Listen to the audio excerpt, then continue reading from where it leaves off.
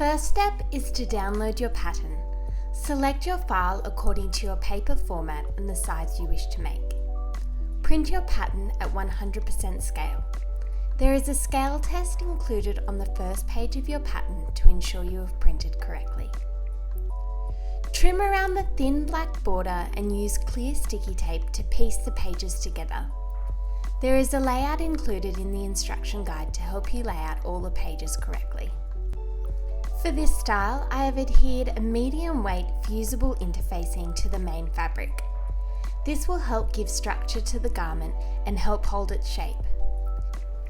If your fabric is particularly heavyweight, you may not need this, but in most cases, it is advisable to use it. Trim around each individual pattern piece and lay the pattern onto the fabric. You can follow the cutting layout included in the instructions to make the most economical use of your fabric. Cut according to the individual instructions marked on each piece. For this style, there are also optional ties at the shoulder and optional boning. Pin the centre front pieces together along the straight edge. Stitch together using a 1 cm or 3/8 of an inch seam allowance. Press the seam allowance open with the iron. Place the middle front piece on top of the centre front piece, matching up along the curved edge. Match the notches along the way to ensure the correct edges are together. Pin in place. Stitch using a 1 cm or 3/8 of an inch seam allowance. Press the seam allowance towards the centre front and then repeat this for the other side. Place the side front piece on top of the middle front piece, matching up along the curved edge. Match the notches along the way to ensure the correct edges are together. Pin in place.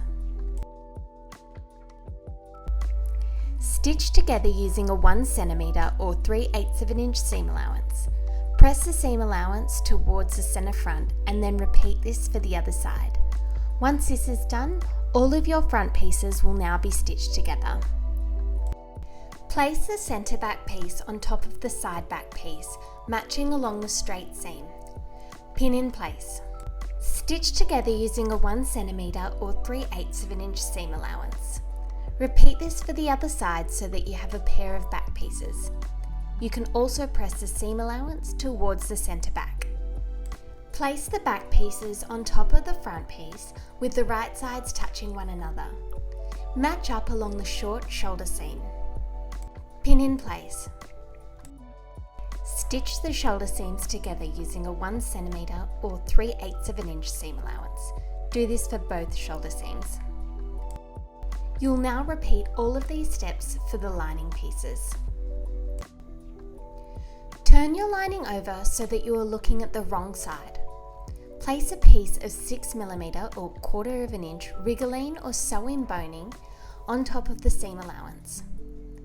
Pin in place and ensure it finishes 1 cm or 3/8 of an inch above and below the edge of the seam. Once you've stitched it in place, repeat this for all of the front seams, excluding the centre front seam, as well as each of the back seams.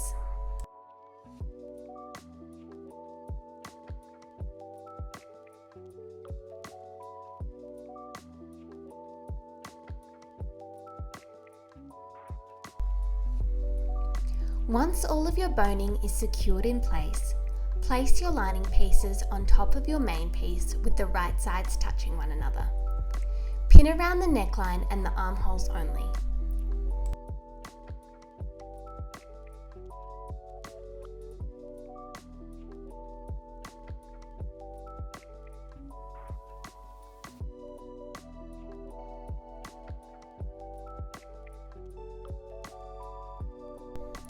Stitch the armholes and the neckline using a 6 mm or 1/4 of an inch seam allowance.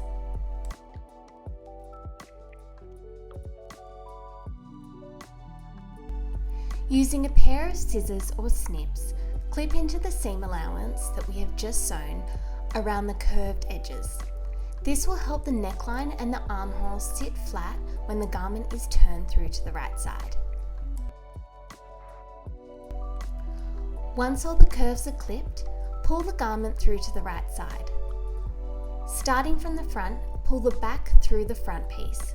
This step takes a little bit of patience, but once it's finished, press the armholes and the neckline sharply with the iron for a nice neat finish. Once everything is pressed flat, open out the side seams and pin the front side seam to the back side seam, from the main fabric all the way through to the lining. Pin in place and stitch using a 1 cm or 3/8 of an inch seam allowance. Repeat for the other side seam and then press the edges well with the iron. Put the main bodice aside for now while we work on the peplum. Pin a pair of front peplum pieces together along the straight edge. The right sides should be touching one another. Continue pinning all of the front peplum pieces together at the straight edges. There are 6 pieces in total.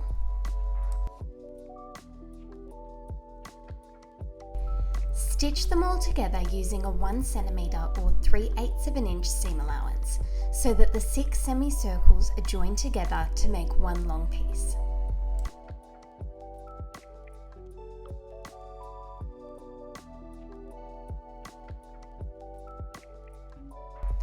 Place a pair of back peplum pieces together. The right sides should be touching one another. Stitch together using a 1 cm or 3/8 of an inch seam allowance along the straight edge. Repeat this for the other pair of back peplum pieces. You want to keep the back pair separate so that you have 2 sets.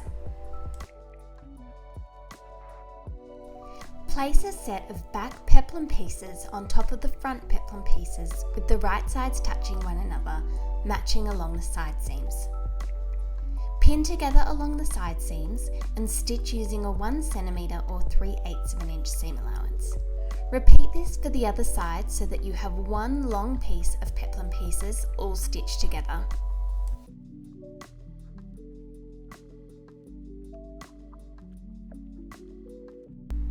Once you've done this, you'll need to repeat all of these steps for the lining peplum pieces. Place the lining pieces on top of the peplum with the right sides touching one another. Pin along the long hem edge. This will take you quite some time, and make sure you're matching up all of the seams along the way.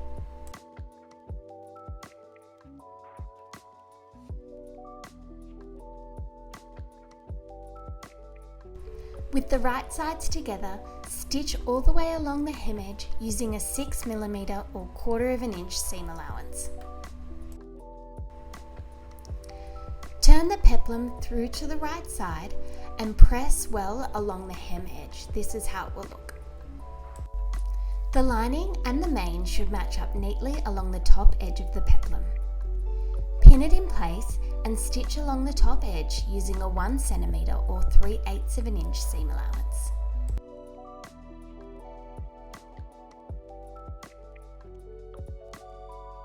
Stitch along the edge using a 1 cm or 3/8 of an inch seam allowance.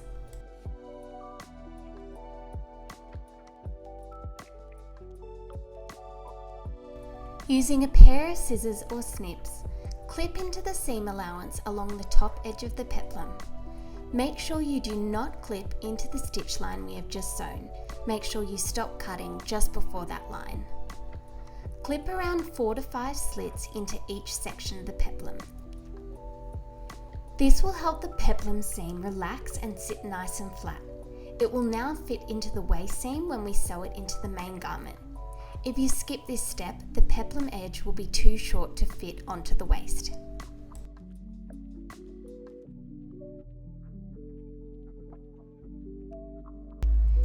Pin the peplum to the main garment with the right sides touching one another.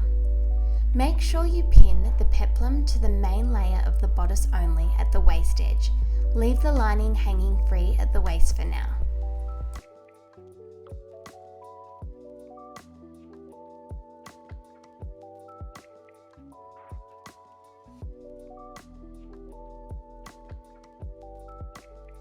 Stitch the peplum along the waist seam using a 1 cm or 3/8 of an inch seam allowance.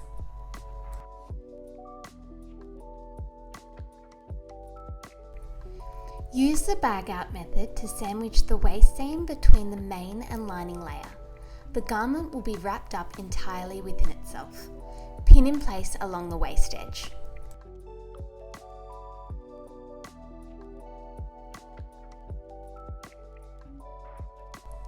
Stitch along the waist seam again to secure the lining layer in place using a 1 cm or 3/8 of an inch seam allowance. Once you pull the garment back through to the right side, all seam allowances will be completely internal. Give the waist seam a good press with the iron. Next, overlock each of the centre back seams separately. Open out the invisible zipper.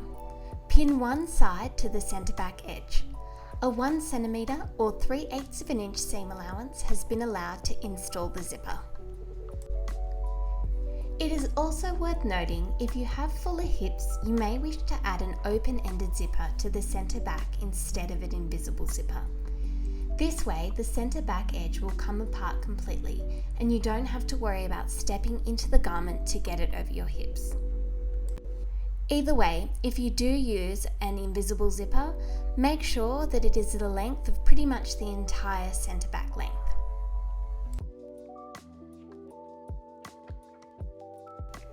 Change the machine foot to the invisible zipper foot.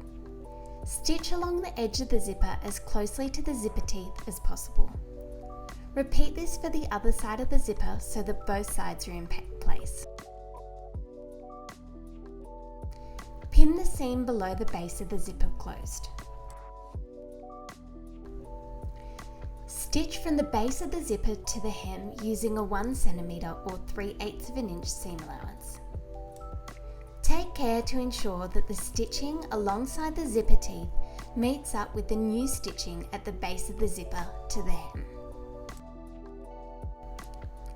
Tuck the top edge of the zipper tape underneath the seam allowance on each side of the zipper. Pin this in place and use a hand sewing needle to secure the top edge neatly in place on each side.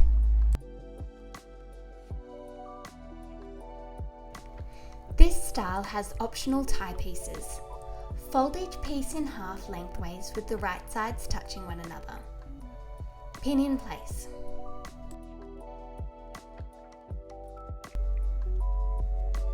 Stitch around the edges using a 6 mm or 1/4 of an inch seam allowance. Just ensure you leave a 5 cm or 2 inch opening in your stitching to turn the ties through to the right side.